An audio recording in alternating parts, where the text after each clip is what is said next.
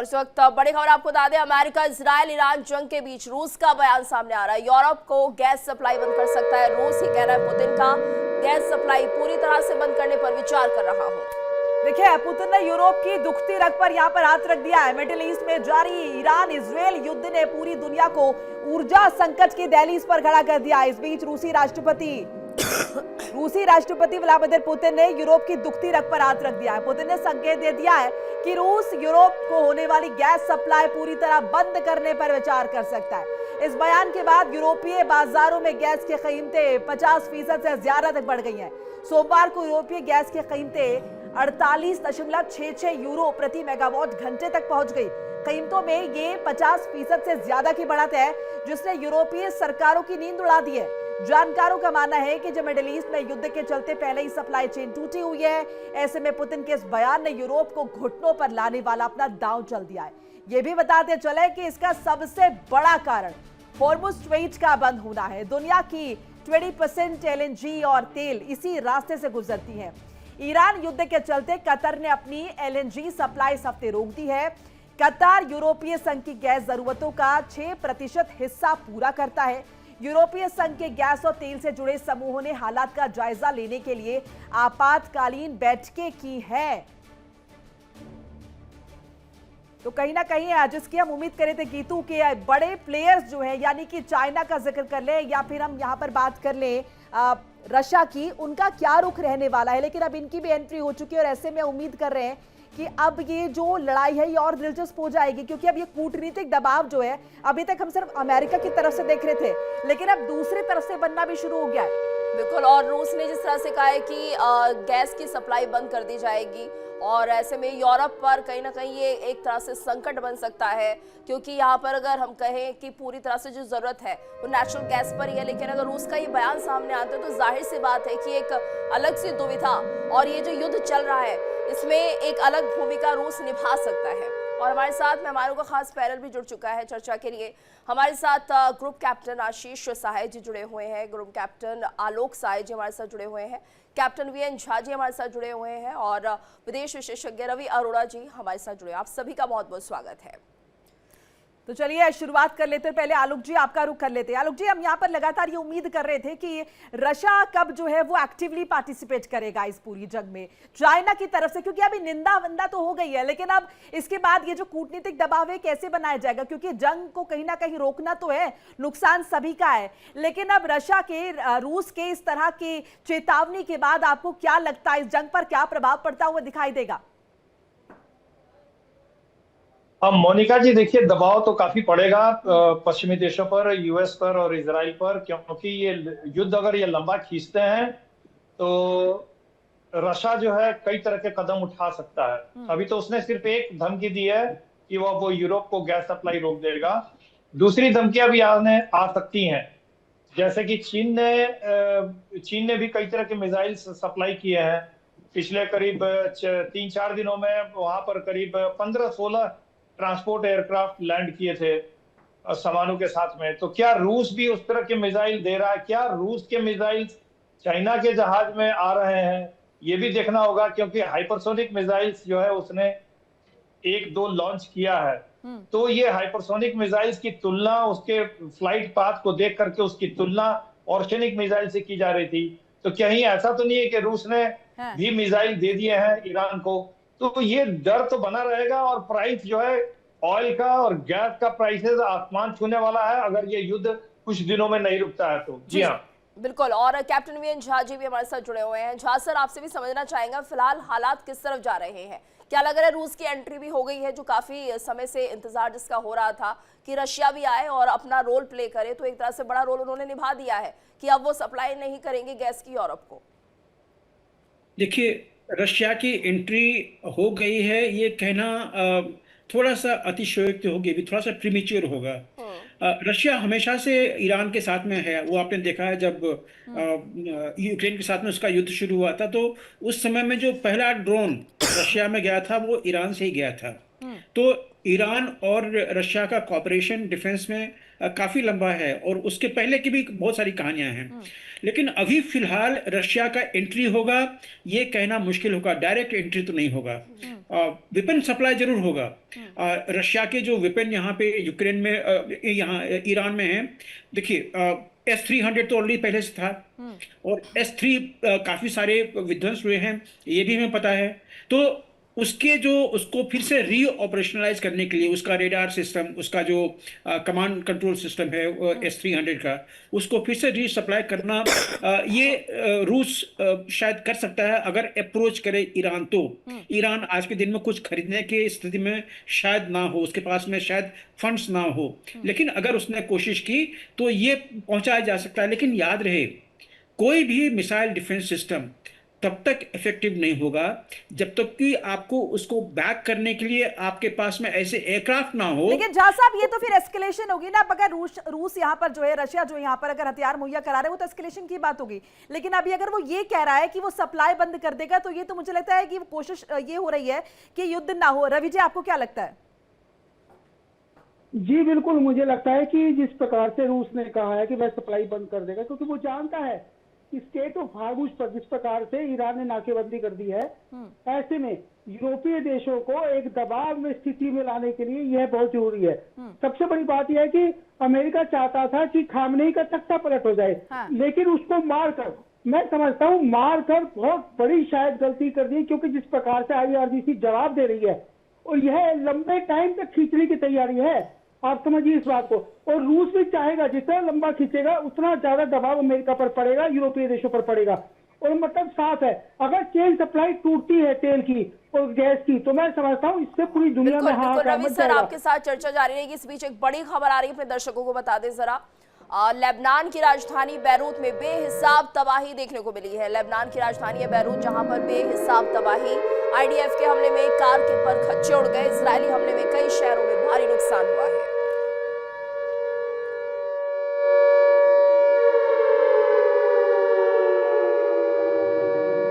बता रहे लेबनान की राजधानी बेरूत में बेहिसाब तबाही की मंजर है। लेबनान की राजधानी बेरूत में बेहिसाब तबाही। IDF के हमले में कार के पड़खच्चे उड़ गए। इजरायली हमले में कई शहरों में भारी नुकसान होने की आशंका जताई जा रही है। लगातार जो है ये स्थितियां देखने को मिल रही है। हम लगातार इस पर चर्चा भी कर रहे हैं। आशीष साहब भी हमारे साथ जुड़ चुके हैं। आशीष जी, एक बार फिर से स्वागत है आपका। अब रशिया की इस एंट्री को, इसे प्रत्यक्ष कहें अप्रत्यक्ष कहें, किसी भी तरीके से कहें, लेकिन इसके क्या मायने आप समझते हैं? ये डीएस्केलेशन की तरफ इशारा है या फिर इससे और ज्यादा आग में घी पड़ेगा? मैं तो अभी इसको रशिया की एंट्री मानता नहीं हूँ। स्टेटमेंट्स देने से कह रहे हैं, हाँ। कुछ खास फर्क नहीं पड़ता। 2-3 दिन की काफी स्ट्राइक साइलेंस के बाद आज उन्होंने फिर से कुछ एक्टिवेट किया है। देखिए, इस युद्ध का हर ग्रुप का एक अपना इंटरेस्ट है। इजराइल का इंटरेस्ट है उनका एग्जिस्टेंस, ईरान का इंटरेस्ट है एक management and control of Islamic thoughts, radical thoughts. US का इंटरेस्ट चेंज होता रहता है। पहले उनका इंटरेस्ट था ऑयल, अभी लेटेस्ट 2-3 दिन से ऐसा लग रहा है कि जिस तरह से उन्होंने एक एक्ट को अपने फोर्स में लाने की कोशिश करी है, production of defence armament act है उनका एक, जिसमें जो वहाँ के प्रेसिडेंट है वो इमरजेंसी के अंतर्गत बहुत तेजी से डिफेंस प्रोडक्शन को बढ़ा सकते हैं, क्योंकि अभी उनको ऐसा लग रहा है कि जितने भी मित्र देश हैं गल्फ में, उनका डिफेंसिव एम्यूनिशन खत्म हो रहा है। एयर डिफेंस के जितने उन्होंने ओवर फायरिंग कर दी पहले 2-3 दिन में ड्रोन्स के अगेंस्ट, तो सऊदिया या बहरीन या जॉर्डन, इनका रीइंफोर्समेंट करने की जरूरत है। तो अमेरिका का इंटरेस्ट अभी स्विच ओवर किया है और इसी वजह से उन्होंने पहले जो एक मिशन का टाइमलाइन दिया था बेंजामिन नेतन्याहू के थ्रू कि 4 से 5 दिन चलेगा, अब उसको ट्रंप साहब ने 5 हफ्ते कर दिया है, क्योंकि इस तरह के गोला बारूद का, छोटे मिसाइल्स का, ड्रोन का प्रोडक्शन 2-3 हफ्ते लगेगा उसको ट्रांसलेट करने में गल्फ की तरफ। एरियल रूट से भी लाएंगे, फिर भी उसके प्रोडक्शन में थोड़ा और टाइम लगेगा। तो हर पार्टी का, किसी यूरोप के ज्यादातर पार्टीज का इंटरेस्ट उनकी एनर्जी है। तो इंडिया अकेला ऐसा कंट्री है जो एक ऑब्जेक्टिव एनालिसिस कर सकता है, और ऑब्जेक्टिव एनालिसिस में इसीलिए कह रहे हैं कि सर दुखती रथ पे हाथ रख दिया है कहीं ना कहीं यूरोप की, रशिया ने, जब इस बात का जिक्र किया कि एनर्जी बंद कर देंगे। हाँ, इंडिया की एनर्जी तो टोटली ईरान डिपेंडेंट नहीं है, और प्लस अभी हमने ये टैरिफ के चक्कर में अमेरिका से वेनेजुएलन ऑयल लेने की बात करी थी। रशिया से अभी भी हमने टोटली बंद नहीं किया, वो रास्ते खुले हुए हैं, क्योंकि उनकी जो सैंक्शनड 2 मेजर सैंक्शनड कंपनीज है रशिया की, उनसे हम तो तेल लेने बंद करने की हमने बात की थी, लेकिन कुछ और कंपनीज हैं जिनसे हम तेल ले सकते हैं। अमेरिका ने बोला था सैंक्शनड कंपनी से तेल नहीं लेंगे रशिया से, तो 2 मेजर ऑयल प्रोड्यूसर्स उनके यूएस की तरफ से सैंक्शन में है, तो उनसे हमने रोक दिया है। लेकिन और भी कुछ कंपनीज है जो रशियन थे, तो हमारी एनर्जी पे कोई क्राइसिस नहीं है। मुझे इसमें एक ग्लोबल रोल दिखता है इंडिया का। इंडिया शुड रीच आउट, इस वॉर को खत्म कराने में सबका फायदा है, डिप्लोमेटिक चैनल से सर्व करें। यूएस और आईडीएफ काफी कुछ अपने ऑब्जेक्टिव्स में, इनिशियल ऑब्जेक्टिव्स में सक्सीड कर चुके हैं। ईरान का काफी मिलिट्री डैमेज किया है, काफी सब्सटेंशियली उनको डिग्रेड किया है, और अब उनको टेबल पे लाने का अच्छा समय है। बिल्कुल बिल्कुल। और आलोक जी, आपसे भी हम ये समझना चाहेंगे कि देखिए जिस तरह के हालात बने हुए हैं, जर्मनी ने साफ मना कर दिया वो किसी भी तरह की लड़ाई में, जंग में नहीं शामिल होगा, और ये भी एक बड़ा फैसला माना जाए। तो क्या अब ये लग रहा है कि कुछ देश अब वाकई इस जंग को नकारना चाहते हैं, क्योंकि युद्ध से किसी का भी अच्छा नहीं होगा या भला नहीं होगा, या उन्हें पता है एक बार अगर वो जंग में फंसते हैं तो भारी नुकसान उन्हें उठाना पड़ सकता है? गीतू जी, देखिए हर एक देश जो है वो फूक फूक का कदम रख रहा है। इवन की श्रीलंका ने भी जो कल रेस्क्यू ऑपरेशन किया था, तो उनके जो उसके सेलर्स गए ईरान के, तो उसने भी बड़ा फूक करके अपना स्टेटमेंट दिया था कि ये हमारा मानवता का कदम था, ताकि उसको लोग इन्वॉल्व न करें कि वो भी इसमें दखलंदाजी दे रहा। तो हर एक देश, चाहे वो पश्चिमी देश हो चाहे विश्व का कोई भी देश हो, बहुत फूक फूक का कदम रखेगा, क्योंकि पछड़े में पड़ने, बेकार में हम क्यों पड़े, कोई भी देश यही सोचेगा। देखिए अभी स्थिति यह है कि मैंने एक बताया था कल भी, यह आकलन कि अगर ये युद्ध ज्यादा, जैसा कि ट्रंप बता रहे हैं 4 या 5 हफ्ते, तो अमेरिका और इजराइल की बहुत बुरी हालत होने वाली। पूछिए क्यों? क्योंकि जिस रेट से उनके मिसाइल्स और ड्रोन्स लॉन्च हो रहे हैं, हाँ। मिसाइल और ड्रोन को इंटरसेप्ट करने के लिए आपको मिनिमम 2 इंटरसेप्टर लॉन्च करने पड़ते हैं एक मिसाइल को स्टॉप करने के लिए। तो जो इंटरसेप्टर का खर्चा है वो ज्यादा होगा, वो काफी ज्यादा हो रहा है। और शुरुआती दिनों में ही आप देखिए कि इंटरसेप्टर की इतनी कमी हो गई है। इसके अलावा उन्होंने थार्ड की बैटरी और एयर डिफेंस, कई स्टेशन जो है मिडिल ईस्ट में यूएस के, उसको उन्होंने तबाह कर दिया है। तो अमेरिका के पास जो, अभी रोबियो ने परसों बोला था कि उनके पास जो इंटरसेप्टर बनाने की क्षमता है, लॉन्ग रेंज मिसाइल्स इंटरसेप्शन के लिए जो इंटरसेप्टर्स होते हैं, वो पर मंथ 7 to 8 है। वेयर ईरान ने ऐसी क्षमता डेवलप कर ली है कि वो पर मंथ करीब 100 से ऊपर मिसाइल डेवलप कर रहा है। ठीक है। तो ये जो rate of expenditure launching and interception है, ये अमेरिका इजराइल के विरुद्ध जाएगा, और इसीलिए इजराइल और अमेरिका चाह रहा है कि जल्दी से जल्दी इनके जखीरों को अगर हम नहीं नाश करेंगे, या तो अगर नहीं नाश कर पाएंगे तो बूट ऑन ग्राउंड लाना पड़ेगा। आप देखिए खबरें आ रही हैं। इसी पर आपका ओपिनियन भी मैं चाहूंगी, एक बार एक दर्शकों को एक अपडेट के साथ साझा करा दूं, उसके बाद मैं आपके पास लौट रही हूं। देखिए बड़ी अपडेट आ रही है, हिजबुल्लाह पर आईडीएफ का बड़ा प्रहार। हवाई हमले के बाद कई इमारतों में लग गई आग, हिजबुल्लाह के कई ठिकाने तबाह हो गए। बड़ी जानकारी आपके साथ साझा कर रहे हैं। हिजबुल्लाह पर आईडीएफ का बड़ा प्रहार हुआ है। हवाई हमले के बाद कई इमारतों में आग लग गई, आगजनी हुई है, और हिजबुल्लाह के कई ठिकाने तबाह हो गए। तो बड़ी खबर, हिजबुल्लाह के कई ठिकाने तबाह हो गए हैं। आईडीएफ का एक बड़ा प्रहार माना जा रहा है। तो हवाई हमले के बाद कई इमारतों में आग लग गई है, हिजबुल्लाह के कई ठिकानों को तबाह कर दिया गया है। ये बड़ी कार्रवाई आईडीएफ की, लगातार हिजबुल्लाह के ठिकानों को निशाना बनाया जा रहा है। और एक बार फिर से रुक कर लेते, हमारे साथ झासर भी जुड़े हैं। झासर, देखिए जिस तरह से हिजबुल्लाह के ठिकानों को यहाँ पर कहीं ना कहीं निशाना आईडीएफ बना रहा है, कुल मिलाकर ये जंग अभी रुकने वाली नहीं है, यही माना जाए। अभी ऐसे और भी खबरें सामने आएगी जिसमें हम देखेंगे ये एस्केलेशन बढ़ता हुआ दिखाई देगा। देखिए गीतू, हिजबुल्लाह के साथ में इसराइल की संधि हुई थी, जिसके बाद में कि ये सीज फायर हुआ था हिजबुल्लाह के साथ में, लेकिन हिजबुल्लाह समय समय पर उस सीज फायर का उल्लंघन करता रहा है इन वेरियस फॉर्म्स। तो जो अभी जिस दिन खमैनी का डेथ हुआ था, उसके अगले दिन ही हिजबुल्लाह ने काफ़ी सारे अपने ड्रोन्स और कुछ रॉकेट्स इंक्लूडिंग 1 और मिसाइल उन्होंने हाइफा पे दागे थे। हाइफा में काफ़ी नुकसान हुआ था, और उसके बाद तब इसराइल ने ये जो रिटेलिएटरी एक्शन है वो हिजबुल्लाह के खिलाफ शुरू किया था। अभी 2 दिन पहले लेबनान ने अपने संसद में एक बिल पास किया हुआ है, जिसमें कि हिजबुल्लाह को डिसआर्म करने का उन्होंने प्रस्ताव लिया हुआ है। प्रस्ताव तो अच्छा है, लेकिन वो किया कैसे जाए, ये इसमें बहुत सारे अभी लूप होल्स हैं, क्योंकि लेबनान की अपनी जो आर्म फोर्सेस है वो इतनी सशक्त नहीं है कि हिजबुल्लाह को डिसआर्म कर सके। तीसरी चीज, हिजबुल्लाह जो है, हिजबुल्लाह को आज के दिन में ईरान का बहुत ज़्यादा समर्थन है, क्योंकि ईरान चाहता है कि इसराइल पे डायरेक्टली सारे मिसाइल ईरान से फायर नहीं किए जाएं। उनका जो प्रॉक्सी लेबनान में है या और भी कुछ जगहों पे हैं, उसके थ्रू कुछ वॉर इसराइल के ऊपर में माउंट किया जा सके। और जैसे आपने शुरू किया था इंट्रोडक्शन के, जो एयर डिफेंस सिस्टम है, सेंटेंस को खत्म कर दीजिएगा, जो एयर डिफेंस सिस्टम है इसराइल के, चाहे वो आयरन डोम हो, डेविड स्लिंग हो, पेट्रियट हो, बराक 8 हो, एरो 234 हो या थार्ड हो, थार्ड की तो एक आध बैटरी नष्ट कर दिए गए जैसे हमारे पैनलिस्ट ने बताया था। तो ये काफी एक चैलेंज है इसराइल के ऊपर में कि एयर डिफेंस को वो कैसे कोप अप करे।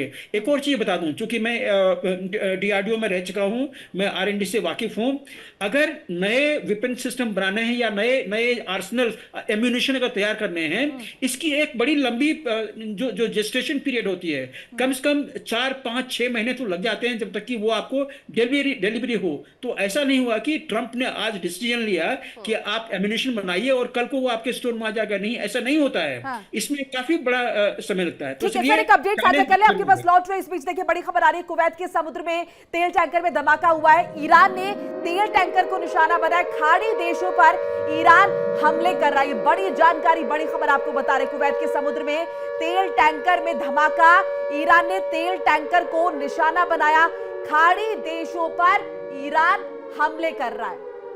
तो देखिए ईरान की तरफ से लगातार ये हमले हम देख रहे हैं खाड़ी देशों पर, जो मिडिल ईस्ट के तमाम देश है वहां पर भी ईरान की तरफ से हमले हो रहे हैं। चाहे हम कुवैत का जिक्र कर ले, यूएई की बात कर ले, ये तमाम वो देश हैं जहां पर हमला लगातार हो रहा है। रवि जी, खाड़ी देशों को भी लगातार यहाँ पर ईरान जो है वो निशाना बना रहे, एक के बाद एक लगातार धारा प्रवाह हमले कर रहा है। अब कल ये ईरान के राष्ट्रपति कह रहे हैं कि भाई जो खाड़ी देश है उनसे हमारी कोई दुश्मनी नहीं है, वो क्षेत्र में शांति कायम रखने के लिए कदम उठाएं। अब ये कैसी शांति, एक तरफ हमले ईरान कर रहा है, दूसरी तरफ वो कह रहे हैं भाई शांति कायम करने मदद करें, कैसे रवि जी?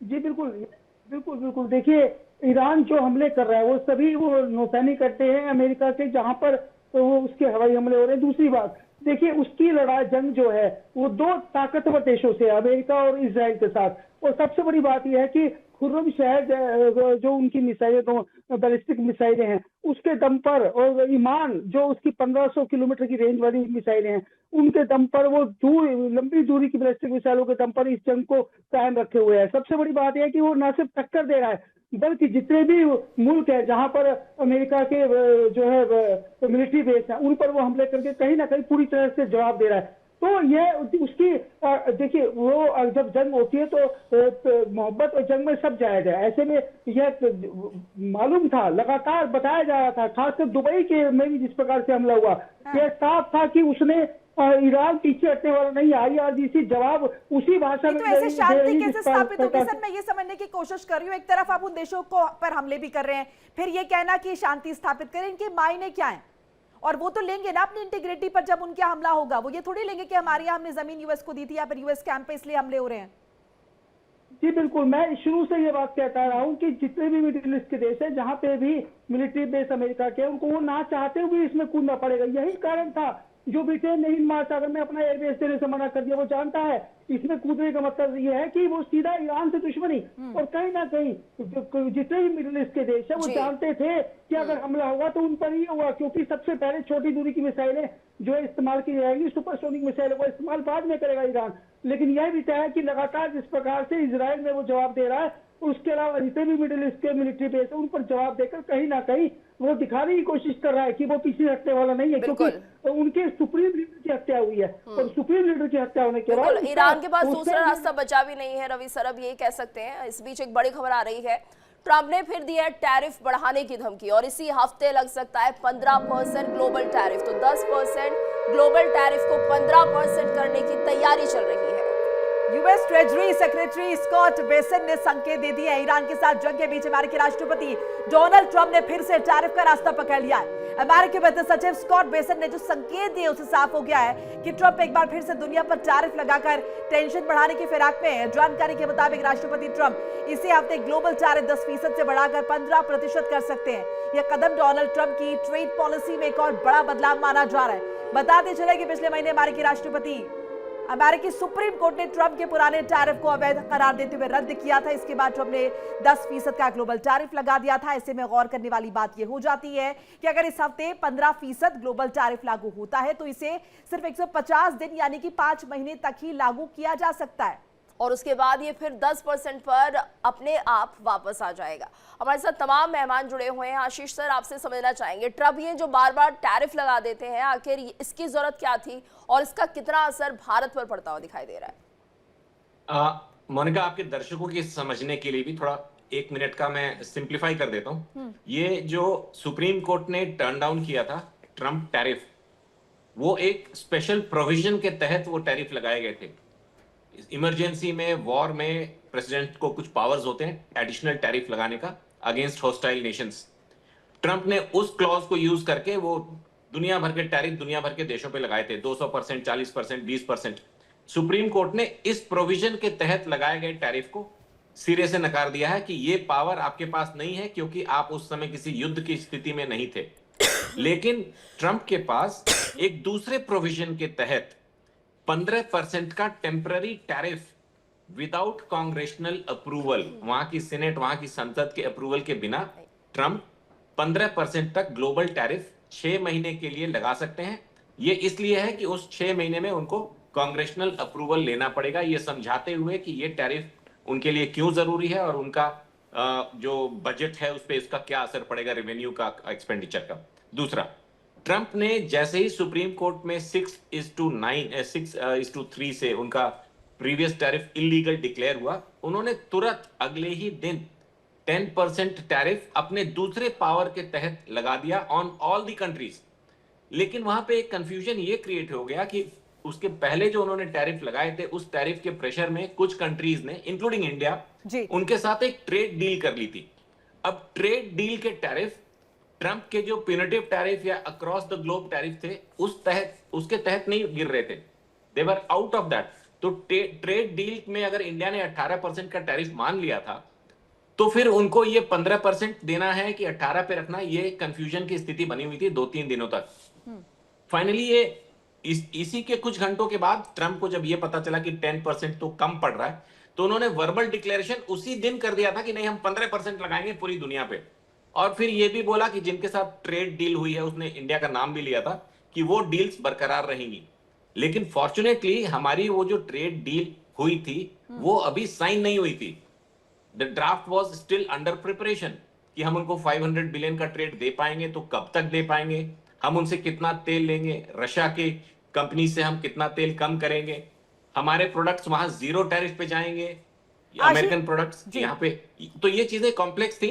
लेकिन अभी जो इन्होंने 15% किया है, इसकी वर्बल घोषणा उन्होंने उसी दिन कर दी थी जिस दिन 10% किया था। बेसेंट ने उसको आज शायद रिटन फॉर्म में as a presidential proclamation issue किया है। जी मोनिका, ठीक है, चलिए आगे बढ़ते हैं, एक और अपडेट बताते हैं, उसके बाद फिर आपका रुख करते हैं आप लोगों का। हॉर्मुज़ स्ट्रेट बंद होने से दुनिया में संकट गहरा सकता है, ईंधन का संकट।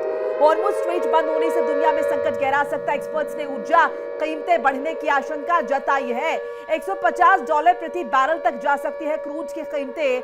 यूरोपीय बाजार में LNG की कीमतें भी डबल हुई है। तो ये बड़ी जानकारी आपके साथ साझा कर रहे हैं। हॉर्मुज़ स्ट्रेट बंद होने से दुनिया में ईंधन का संकट गहरा सकता है। एक्सपर्ट्स ने यह भी कहा है कि ऊर्जा कीमतें बढ़ सकती हैं, $150 प्रति बैरल तक जा सकती है क्रूड की कीमतें। तमाम मेहमान हमारे साथ लगातार बढ़े हुए हैं।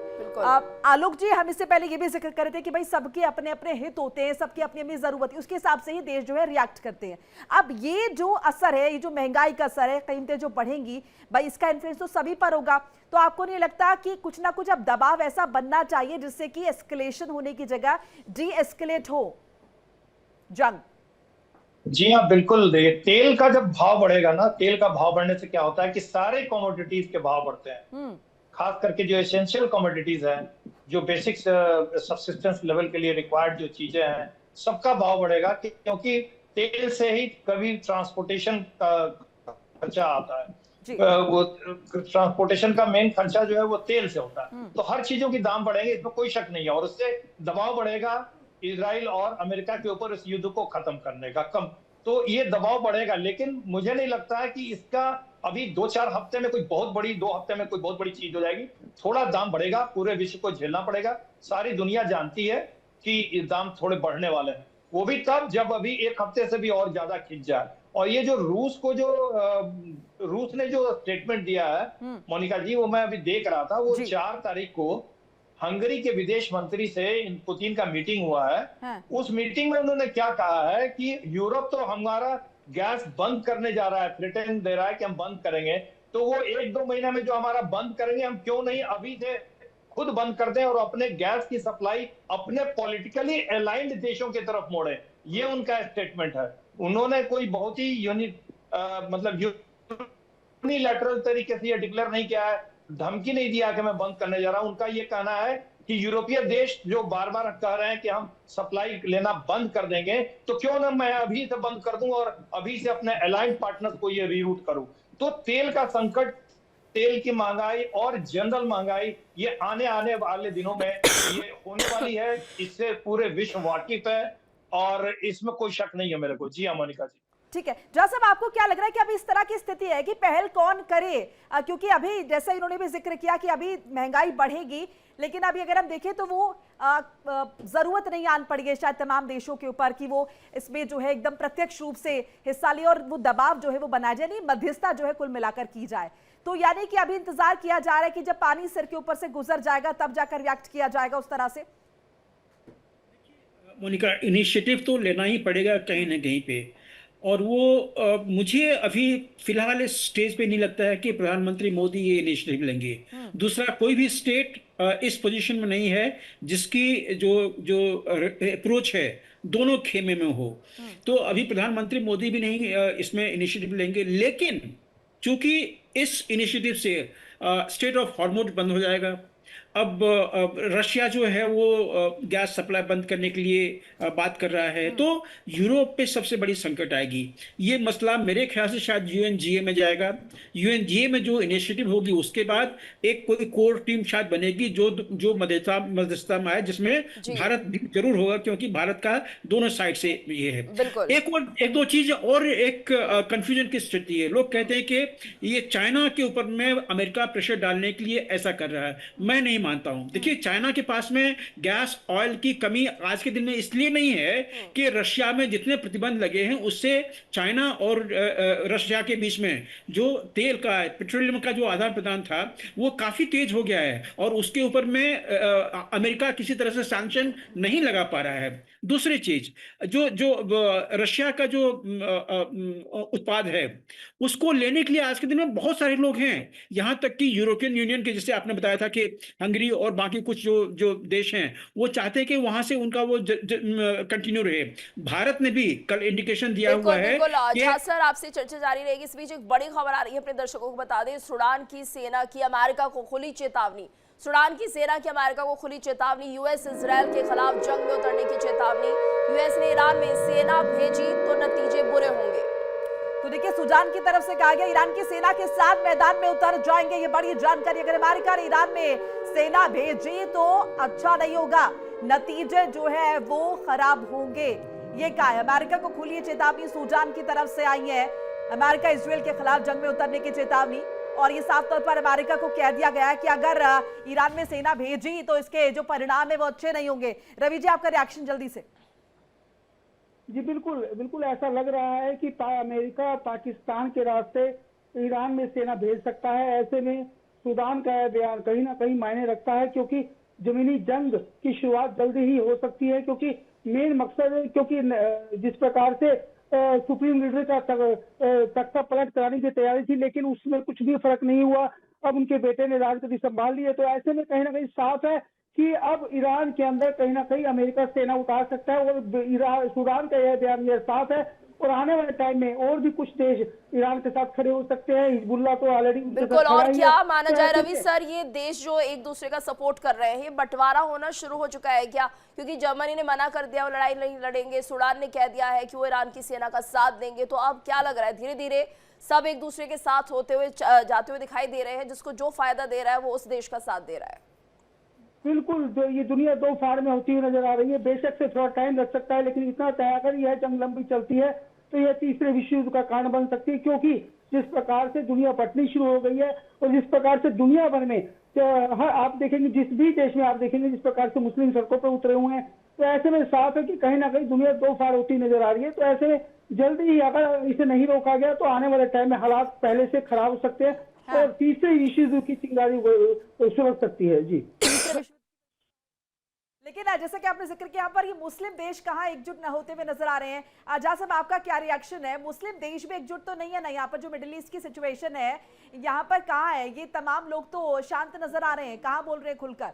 ईरान के समर्थन में। ईरान भी मुस्लिम देश है ना। अब यहाँ तो वाली बात हो गई कि मुस्लिम भी एकजुट नहीं है, उनमें भी जी शिया सुन्नी चल रहा है, उनके फिर अपने नफा नुकसान भी है, सब कुछ कैलकुलेटिव है। देखिए, मुस्लिम देश का सिर्फ शिया सुन्नी का मामला नहीं है। आज के दिन में बहुत सारे देश ऐसे हैं जो कि अमेरिका के खेमे में है। उनकी संधि है, इसराइल के साथ संधि है। इजिप्ट ले लीजिए, जॉर्डन ले लीजिए, उनकी इसराइल के साथ में संधि है। तो इसलिए वो डायरेक्टली इसको तोड़ नहीं सकते हैं, क्योंकि इसके तोड़ने के बहुत सारे और दुष्परिणाम होंगे। और तीसरी चीज जो है, बार बार ईरान ये इम्फसाइज कर रहा है कि हमारी जो अटैक है इन देशों पे, जितनों का हमने नाम लिया था, बहरीन से लेके कतर कुवैत तक, ये जो अमेरिकी प्रतिष्ठान वहां पे हैं, अमेरिकी इंटरेस्ट हैं, अमेरिकी सेना के जो अड्डे हैं, हम उस पे वॉर कर रहे हैं। हाँ, बेशक कहीं कहीं पे उन्होंने डेविएट किया हुआ है, वो एज ए एक्सेप्शन आप ले सकते हैं। लेकिन ये जो देश हैं सारे, इंक्लूडिंग बहरीन, ये इस पोजीशन में नहीं है कि अपनी सेना ईरान में भेज सके। ये इस पोजीशन में नहीं है, और ना ही वो ये खतरा मोल लेना चाहते हैं, क्योंकि ईरान के साथ में लड़ाई करके इराक का क्या हाल हुआ था वो हम सब जानते हैं। और अगर अमेरिका ये डिसीजन लेगा कि वो अपने बूट्स ऑन ग्राउंड चाहे इराक के थ्रू या फिर पाकिस्तान के थ्रू निकालेगा, तो ये उनकी एक हराखरी हो जाएगी। वो आत्मघात के समान वो चीज हो जाएगा।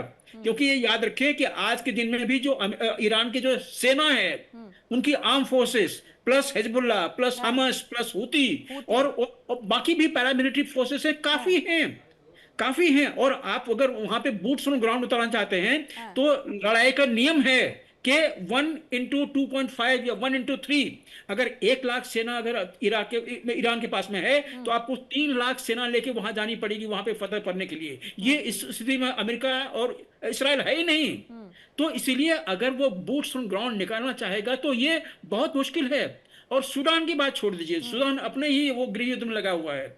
उसका जो 2 खेमे हैं वो पिछले 3 साल से लड़ रहे हैं। तो इस्लामिक नेशंस की जो ये जो खूबी है कि वो अपने आप में लड़ते रहते हैं, इससे वो बाहर नहीं निकल पाएंगे। हाँ, हो सकता है कि कल को कोई एक इस्लामिक कॉज दे, सारे इस्लामिक नेशन एक होके फिर इसको रुकवाएं, वो अलग चीज हो सकती है। वो इस्लामिक कॉज देगा कौन वो बड़ा रहनुमा बनकर आएगा? इस बीच एक अपडेट बता दें, फिर आपके पास लौट रहे। देखिए, ईरान ने सऊदी अरब पर क्रूज मिसाइलें दाग दी है। 3 क्रूज मिसाइलों से ईरान ने हमला किया है। अल खारज शहर पर हमले की कोशिश नाकाम हो गई है। सऊदी ने तीनों क्रूज मिसाइलों को मार गिरा है। सऊदी अरब के रक्षा मंत्रालय ने ये जानकारी, इंफॉर्मेशन साझा की। बड़ी खबर आपको बता रहे हैं, सऊदी ने तीनों क्रूज मिसाइलों को मार गिराया है।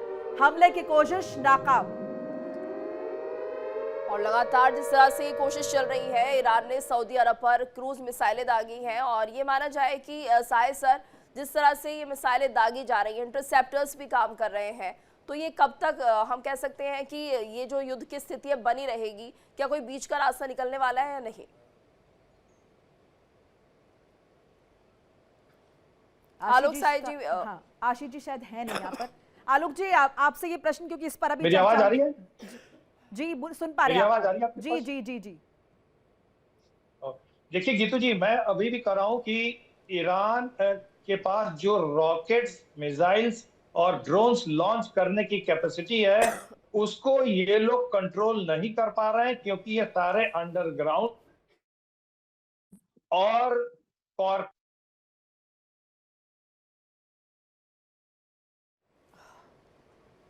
आशीष जी, आपके पास लौट रहे, कुछ तकनीकी कारण आ रहे हैं यहाँ पर। अभी आपके पास लौटेंगे आशीष जी।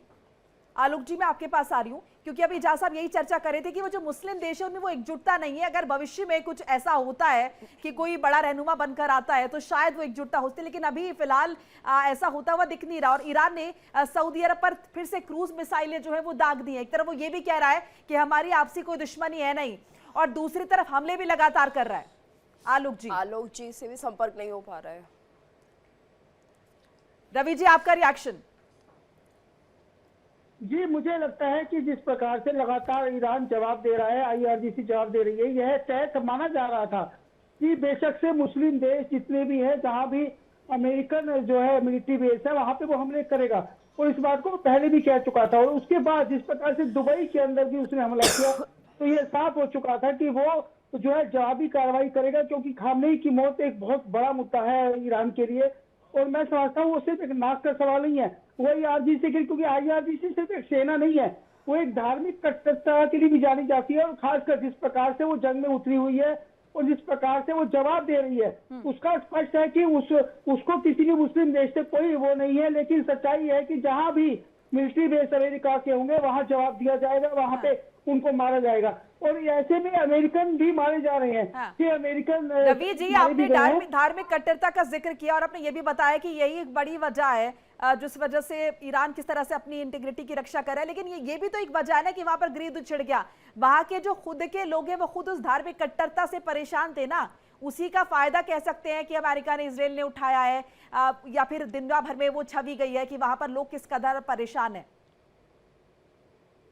रवि जी बिल्कुल मोनिका जी, मैं समझता हूँ आप बिल्कुल सही कह रही है। लेकिन वहां पे जिस प्रकार से आर्थिक मंदी आई हुई थी, वहां के हालात जिस प्रकार से खराब हुए थे, ऐसे में वहां के लोग बहुत परेशान थे। लेकिन जब खामनेई की मौत होती है तो उसके बाद वहां पे इस प्रकार का माहौल नहीं दिखा। बेशक से चंद तस्वीरों को छोड़ दिया जाए तो वहां के लोग सड़कों पर हैं, और वहां के लोग जिस प्रकार से जो पहले लोग की सरकार के खिलाफ थे, वही लोग आज खामनेई के समर्थन में प्रदर्शन कर रहे हैं, जगह जगह सड़कों पर हैं। तो यह साफ दिख रहा है कि किस प्रकार से खामनेई को वहां पसंद किया जाता है।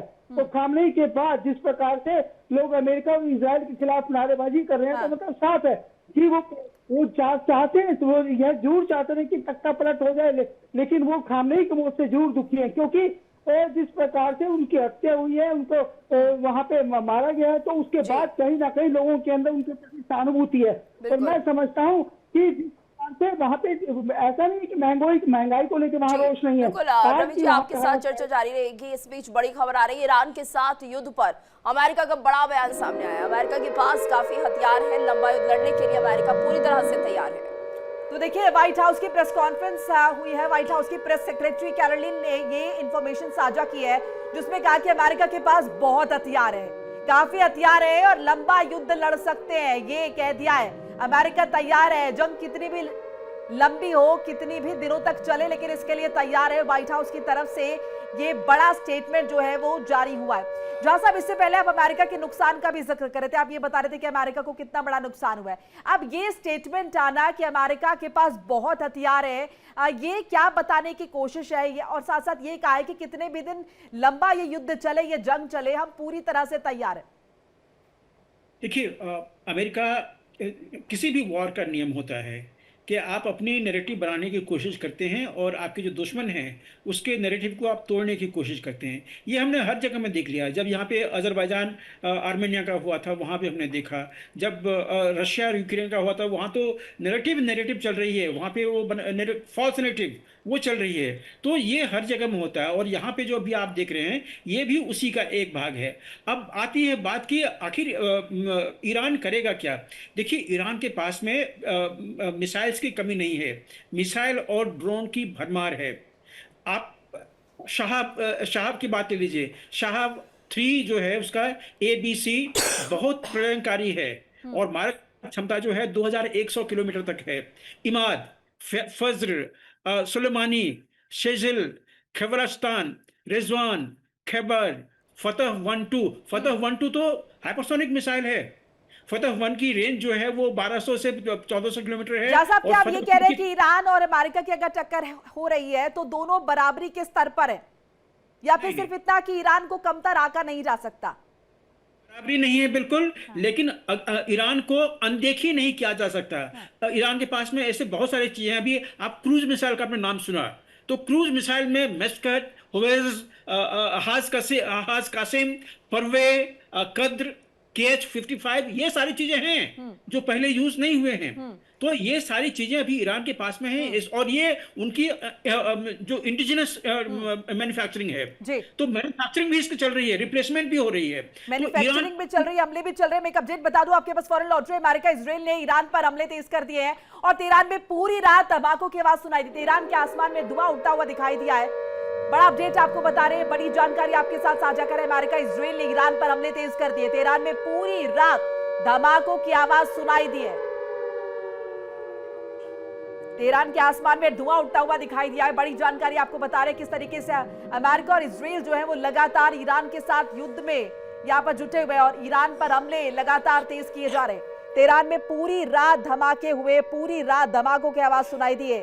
तेहरान के आसमान में धुआं उठता हुआ भी दिखाई दिया है। जो सब अभी इसी पर चर्चा हम करे थे, आपने भी कहा कि देखिए ईरान को कमतर नहीं आंका जा सकता है।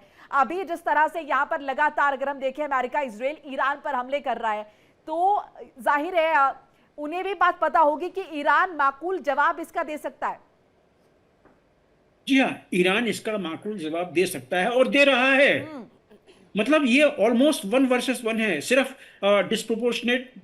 डिस्प्रोपोर्शन कहाँ पे आती है कि ईरान अगर मान लीजिए 10 मिसाइल फायर करता है इसराइल की तरफ या और जगह में, तो उसमें से 7-8 जो है उसको न्यूट्रलाइज कर दिया जाता है, उसको इंटरसेप्ट कर लिया जाता है, तो इसलिए क्षति कम होती है। लेकिन आप याद रखिए कि जो इसराइल जो है वो छोटा देश है, इसमें उसके कुछ ऐसे संस्थान हैं जो बहुत ही वाइटल हैं, जिसके ऊपर अगर अटैक हो गया, जैसे न्यूक्लियर संस्थान है, उसके 7 न्यूक्लियर संस्थान हैं इसके इसराइल के, अगर उस पर अटैक हो गया तो क्या होगा?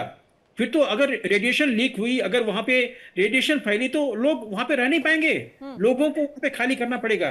तो चाहे वो निगेव हो, चाहे एल्बम हो, चाहे कफार हो, नहाल, योदेफत, तिरोश, रफाल, ये सब जो जगह है यहाँ पे इसराइल के न्यूक्लियर बॉम्ब्स हैं, आर्सेनल्स वहां पे हैं स्टोर। और ये सब बहुत छोटे बहुत बड़े दायरे नहीं है, बहुत कम कोऑर्डिनेट्स में है, जिसके ऊपर में कि ईरान के बहुत सारी मिसाइल आ सकते हैं। ईरान के मिसाइल तो ये मान लीजिए कि जो अब्राहम लिंकन है एक तरफ में और दूसरे तरफ में फोर्ड है, ईरान के मिसाइल वहां तक जा सकते हैं। और इनके ऊपर में अगर कॉन्संट्रेटेड अटैक हुआ, मान लीजिए एक साथ में अगर 30 मिसाइल उसने दाग दिए फोर्ड के ऊपर में, तो फोर्ड की भी कैपेबिलिटी नहीं है कि उसको सस्टेन कर सके, फोर्ड भी जाएगा इसमें। तो ईरान जो है बहुत सारा कंफ्यूजन क्रिएट कर रखा है, बहुत सारे थ्रेट बना रखे हैं। और ये जो आपस की जो लड़ाई शुरू हुई है, Saudi versus Iran, Kuwait versus Iran, या फिर बहरीन वर्सेस ईरान, इसमें बाकी लोगों को भी उसने इस युद्ध में झोंक दिया है। अब युद्ध में ईरान अकेला नहीं है, उसने बाकी को भी झोंक दिए हैं। तो इसीलिए अब मल्टीपर्पस इंटरेस्ट जो है, मल्टी सेंट्रिक इंटरेस्ट, वो यहाँ पे आएंगी और फिर ये युद्ध जो है एक बड़ा विकराल रूप लेगा आने वाले दिनों में, ऐसा लगता है। बिल्कुल सर, वक्त की कमी। आप सभी का बहुत बहुत शुक्रिया हमारे साथ जुड़ने के लिए, अपनी कीमती राय साझा करने के लिए। तो पल पल की अपडेट लगातार आपके साथ साझा करते रहेंगे इस महायुद्ध से जुड़ी हुई। देखिए इंडिया डेली 24/7 अब आपकी स्मार्ट टीवी पर। इंडिया डेली मौजूद है सभी डिजिटल प्लेटफॉर्म पर लाइव और लगातार। इंडिया डेली 24/7 हर दिन राष्ट्र को समर्पित।